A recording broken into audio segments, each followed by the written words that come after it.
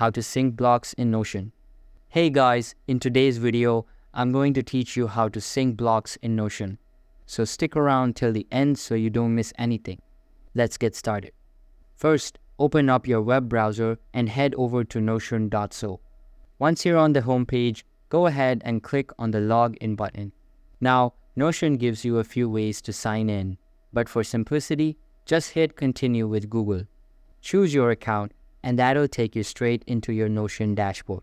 Now let's move to the page where you want to create a synced block.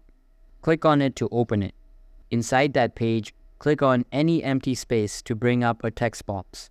Here's where the magic starts. Type /sync block into the text box. This will pull up Notion's command menu and you'll see the sync block option pop up. Click on it. You'll now have a special block outlined in red. This is your sync block. Go ahead and add whatever content you want. A paragraph, a checklist, bullet points, even embedded links or images. Once you're happy with the content, look at the top right corner of the block and click copy and sync.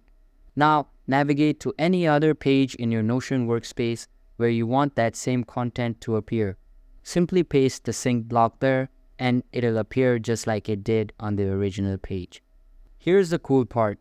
Any edits you make to this block, no matter where you are, will automatically update across all instances of the block. So if you change the text on one page, the update will reflect instantly on the other page too. And that's it. You've now learned how to create and manage sync blocks in Notion. If you found this tutorial helpful, don't forget to like the video and subscribe for more Notion tips. I'll see you in the next one.